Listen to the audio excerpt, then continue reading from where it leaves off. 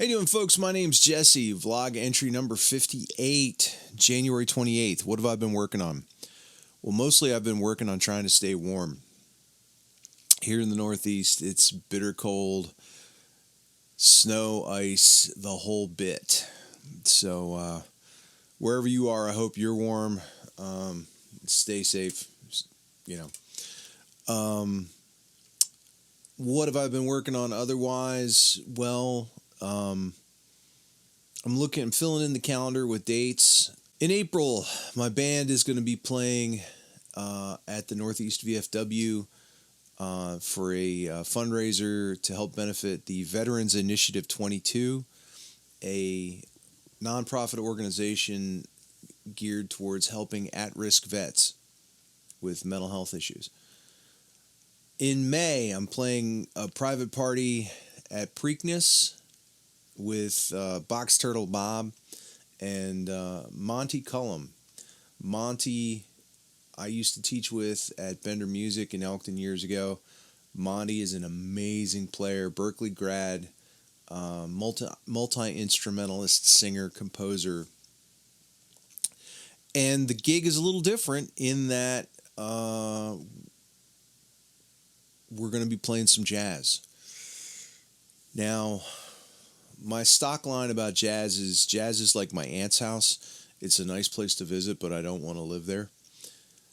But I'm going to have to pack a bag because I think I'm going to be staying there for a while. Because there's going to be jazz and because Monty's going to be there, I told Rob, I said, dude, give me a set list. I need to practice because jazz doesn't come naturally to me. And so he gave me a list, so I'm going to have to learn The Girl from Ipanema, All Blues, Absolution Blues, Sunshine of My Life. I'm looking forward to that one. I love Stevie Wonder. So that's what's coming down the pike for me. So I'm going to be doing that. And there's some other gigs coming up where I'm going to be playing bass. So looking forward to warmer weather. I'm anticipating warmer weather. Now, what am I going to be practicing it with? The last of my Joe Bochar guitars. This is my third Supertone. It's a J62. Okay? Now, a little different. First of all, the thing that gets me, just look at that. Is that not the most gorgeous metal flake you've ever seen? Sparkleburst, I think was the term he used. Looking at it reminds me of my uncle's surfboard. My uncle loved the Beach Boys and he had a surfboard, and I don't know how often he surfed, but he had the board. Come on. You could swim in that. It's so gorgeous. And it's set up with such an amazing array of options. The neck pickup is a DiMarzio Air Zone. Now, I looked up the specs on the Air Zone, and the Air Zone was supposed to be a jazz pickup, so it's really bass heavy.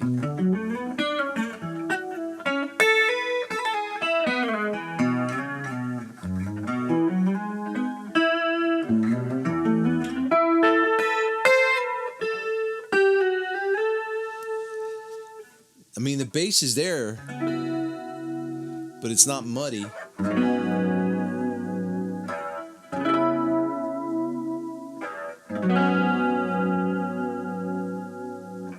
He's got a DiMarzio EJ in the bridge position.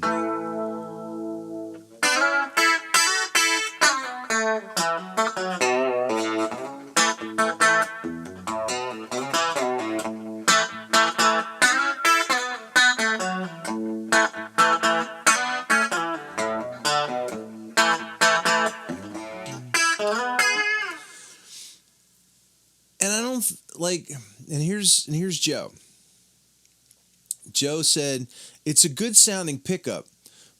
He goes, I really wanted the Air Zone in this. And he goes, the Eric Johnson one is a good sounding pickup, but together they didn't blend as well as I liked them to.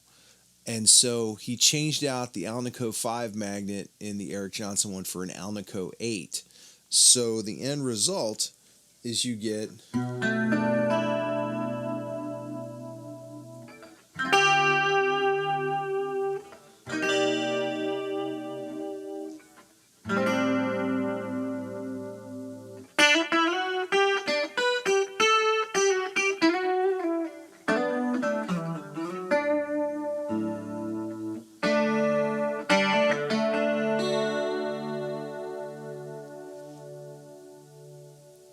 just super.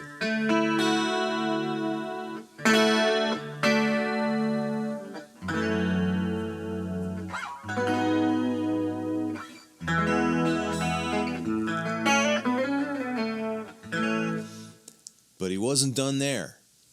If you take a look, we got 3 slider switches here, 3 position switches. Now, and each one is attached to one of the pickups, which, by the way, he handmade these covers for them. Each one's connected to one of the pickups, and it does something different. So let's start with the neck pickup. All the way back, it's full humbucker. One click over to the left, coil cut.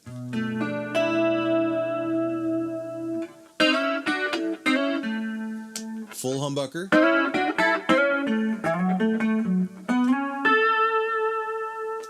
Coil cut.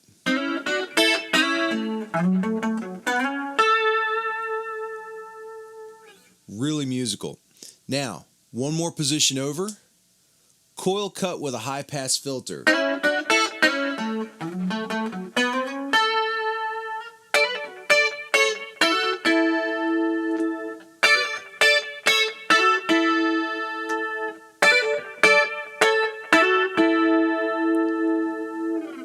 So what ends up happening is you get real subtle differences, and yet those differences make a real impact, especially when you connect it up with the other pickup. Now, let's talk about the bridge pickup. Far right, full humbucker.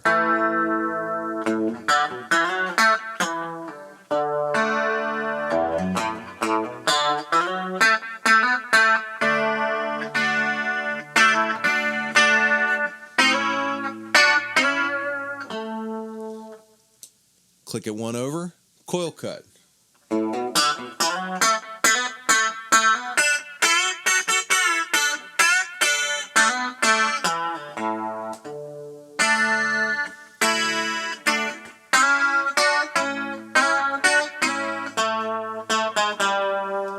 Now, here's where it gets interesting. Full left over, both coils of the humbucker out of phase with each other.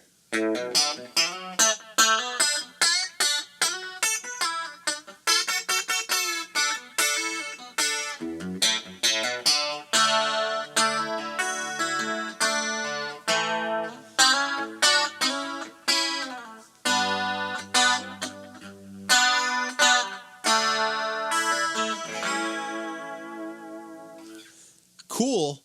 Now, put them together. Both humbuckers on.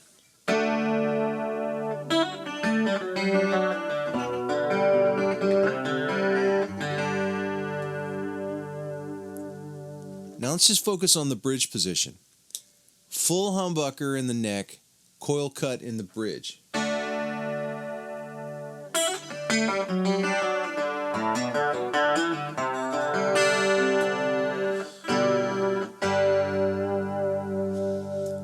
And then here's the position that's money.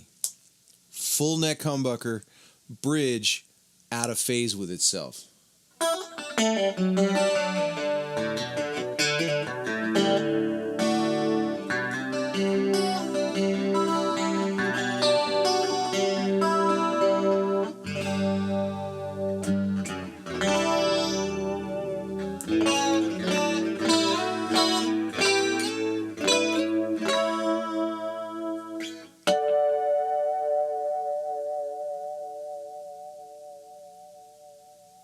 It's like your notes are made of gossamer. Now, you can extend that coil cut on the neck.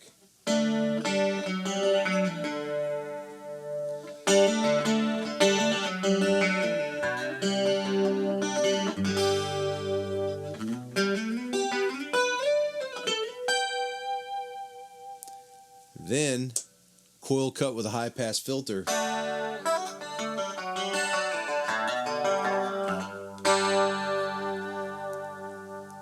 I almost feel like you're almost getting into the acoustic guitar territory.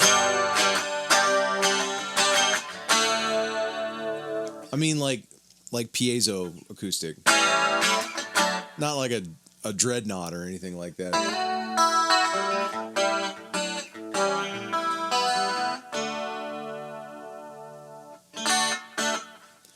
Now you can bring like the full.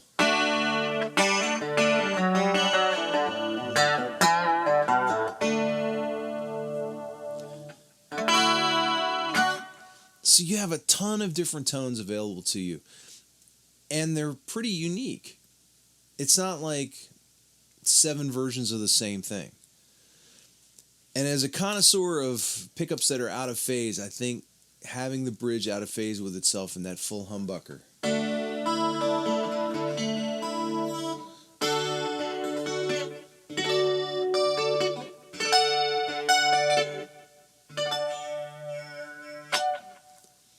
It's just money. It's absolute money. I used this guitar on the duet stuff I did. Like I'd play with my buddy Rob. He'd do acoustic guitar and sing, and I would throw this over because there were so many tones you could get, and it's really intuitive, you know. Like I like my L6S, but you had to memorize how things went. Here, you know, you keep it in the middle position.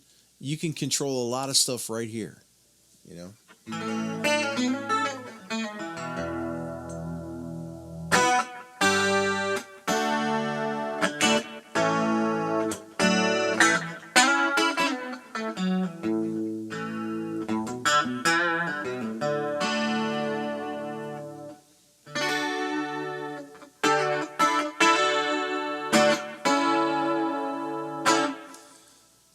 And it's a really unique sound. So, and it looks like a hot rod. What more do you want?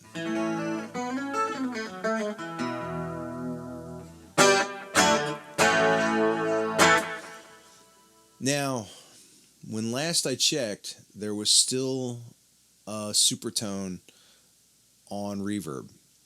I think out of California. And I think it was the XL. He made one with the body a little larger. If you look, years and years ago, he was interviewed on Premier Guitar, and he was talking about that. Joe's earliest guitars had DiMarzio pickups in them.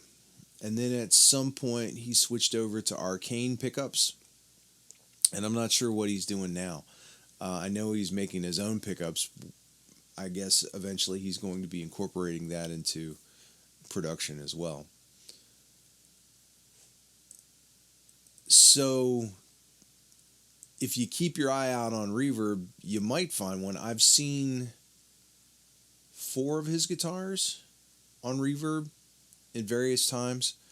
The last one, I'll see if I think I had it in my favorites list. Blue Burst with an ebony fingerboard, and the ebony was sort of the streaked ebony, so it looked like a Japanese painting of the ocean. It was just gorgeous, and I didn't pull the trigger on it because I was like, how many of Joe's guitars am I going to get, you know? So this is the last show and tell guitar I'm going to be doing for a while. One, I gotta quit buying guitars.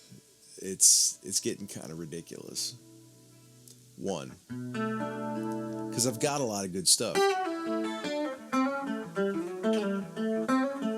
What do I need?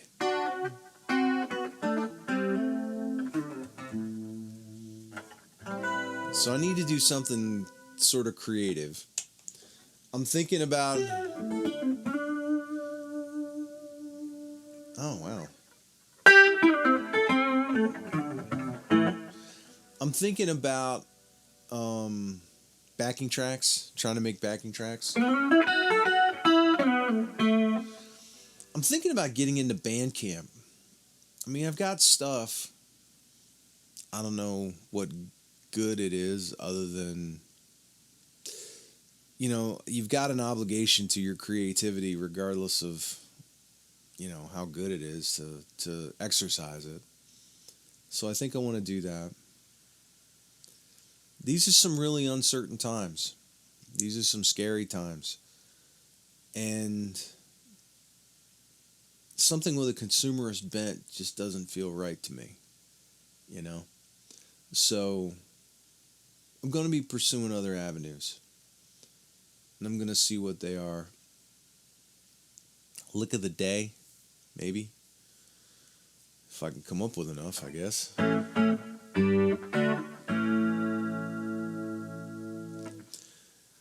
Let me know what you'd like to see. My name's Jesse. I'll talk to you later.